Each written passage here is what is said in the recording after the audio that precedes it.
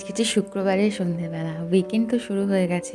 ইউকেতে থাকতে উইকেন্ডের ক্রেজটা যতটা মাত্রায় ছিল, এখানে আসার পরে ঠিক অতটা মাত্রাতেও না হলেও তবে শুক্রবার এলে মনটা কিন্তু একটু উড়ু উড়ু হয়। তো আজকে আমাদের একটুখানি বেরোনোর ছিল বলে মনোজিৎ অফিস থেকে আসতেই আমরা রেডি হয়েই ছিলাম। আমি আর রিও মনোজিতের সাথে বেরিয়ে গেছিলাম। আমরা এসেছি একটা গিফট শপে, কারণ কালকে আমাদেরকে একটা জায়গায় যেতে হবে। তো আমরা অভিষেক তাদের বাড়িতে যাব, তো ওদের জন্য একটা সুন্দর দেখে একটু অন্যরকম দেখে একটা গিফট নিতে এসেছি।